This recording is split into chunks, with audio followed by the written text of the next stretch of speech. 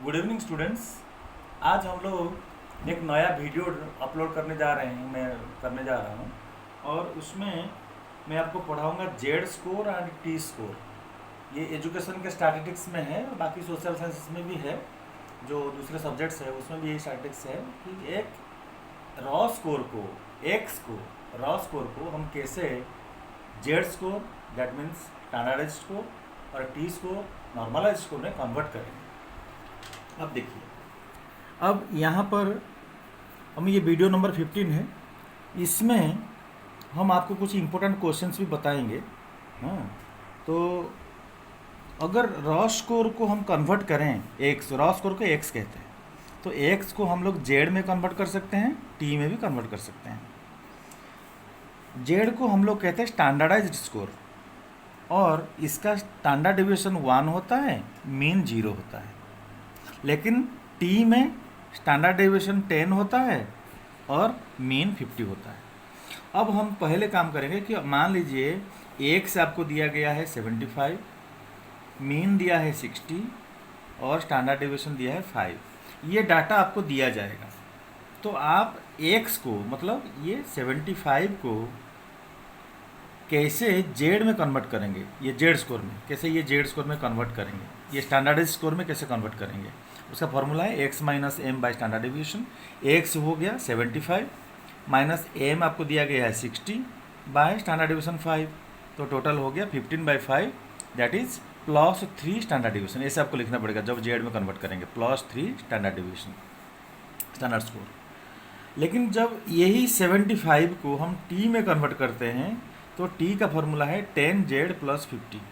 मतलब जेड जितना आया उसमें 10 मल्टीप्लाई कर दो प्लस 50 ऐड कर दो, क्योंकि मैंने बताया था इसका स्टैंडर्ड डेविएशन जो है 10 होता है टी का टी स्कोर का स्टैंडर्ड डेविएशन 10 होता है और मीन 50 होता है।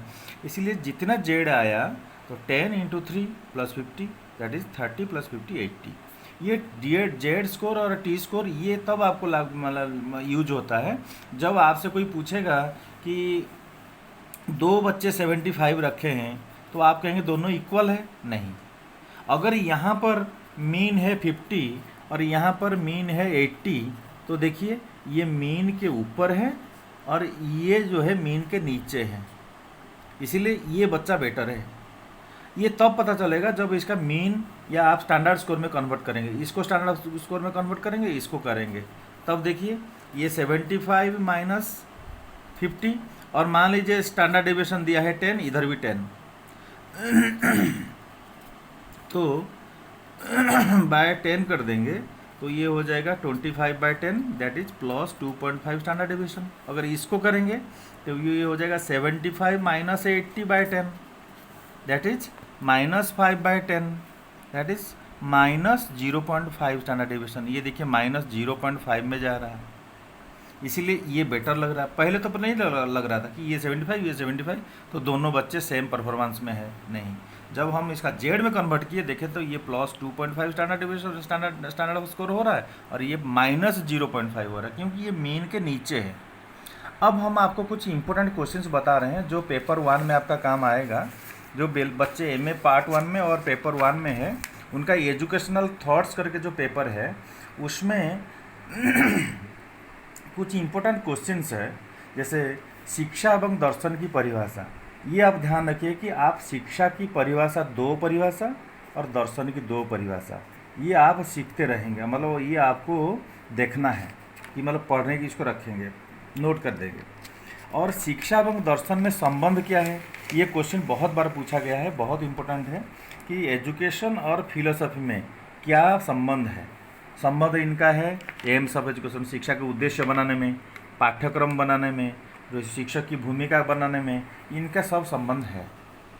थर्ड क्वेश्चन आ सकता है कि बुद्धिज्म जो है शिक्षा दर्शन के शैक्षिक उद्देश्य, पाठ्यक्रम, शिक्षण विधि, शिक्षक की भूमिका और अनुशासन आदि का विस्तृत व्याख्या कीजिए। बुद्धिज्म शिक्षा दर्शन के मतलब जो आपका आएगा एक सिलेबस में है कि बुद्धिज्म, तो बुद्धिज्म के अनुसार एम्स ऑफ एजुकेशन क्या होना चाहिए, करिकुलम क्या होना चाहिए, शिक्षण विधि क्या होना चाहिए, ये सब आपको करना होगा।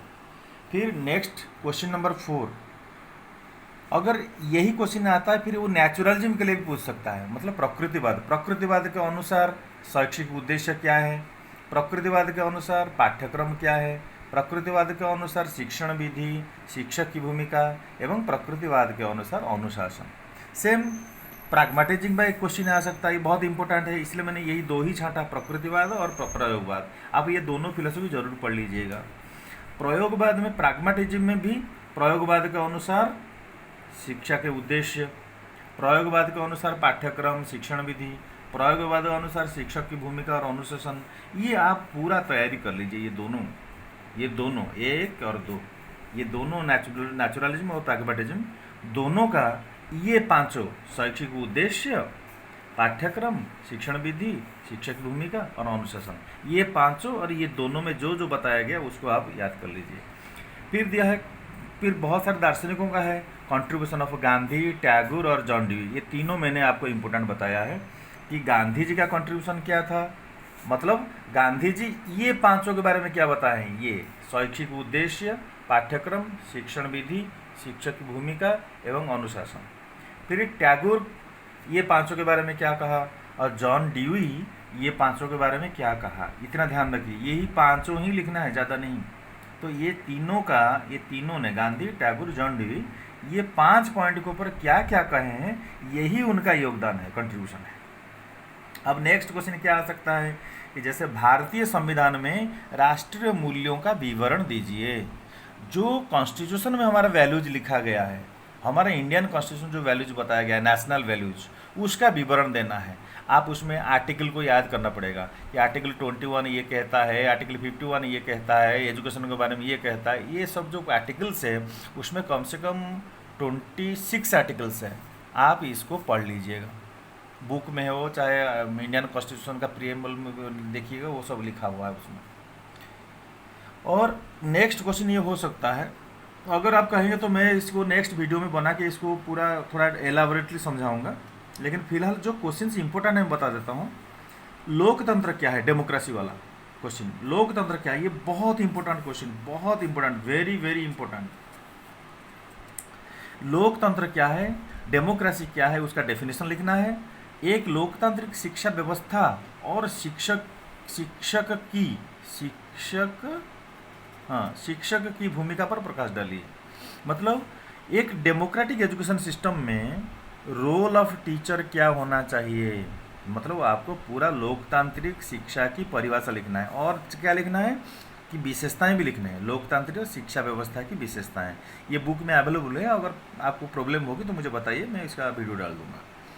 और इसमें आपको 4 चीज़ ध्यान रखना है, एक है समानता, दूसरा है स्वतंत्रता, तीसरा है न्याय और चौथा है भाईचारा, मतलब इक्वालिटी, फ्रीडम, जस्टिस, फ्रैटर्निटी। ये जो 4 लोकतंत्र के स्तंभ है, ये 4 आपको जरूर लिखना है। इसको लिखेंगे तो आपको बहुत ज़्यादा नंबर मिलेगा। और एक क्वेश्चन मैं बता रहा हूँ, ये लास्ट क्वेश्चन है, लेकिन ये बहुत इंपॉर्टेंट है, ये भी वेरी वेरी इंपॉर्टेंट है, इसको आप लोग जरूर नोट कर लीजिएगा। ये क्वेश्चन आएगा कि शिक्षा में समान अवसर से आप क्या समझते हैं। इसको कहता है इंग्लिश में equality of educational opportunity, last unit में है ये इक्वालिटी ऑफ एजुकेशनल अपॉर्चुनिटी। आप क्या समझते हैं कि बच्चों को इक्वल क्यों दिया जाए अपॉर्चुनिटी, और सबको शिक्षा देने की उपाय और इसकी विशेषताएं बताइए। ये कैसे हम लोग करेंगे लागू, और इक्वल, सबके लिए इक्वल अपॉर्चुनिटी हो, सबके लिए और इक्वल शैक्षिक व्यवस्था हो, ये कैसे हम लोग लागू करेंगे और इसकी विशेषताएं क्या है, किसको किसको हम लोग इक्वल अपॉर्चुनिटी देंगे, समान शैक्षिक सुविधा सबको मिलना चाहिए, ये हम कैसे इंश्योर करेंगे, इसका विशेषताएं आपको लिखनी है। तो ये जो 9 क्वेश्चंस मैंने बताया है, ये 9 क्वेश्चन आपको बहुत इंपॉर्टेंट है। आप पेपर 1 में इसको तैयारी कर लीजिए और फिर देखिए आप परफॉर्मेंस बहुत अच्छा होगा। और कोई डाउट हो तो मुझसे पूछ लीजिए। Okay, thank you very much.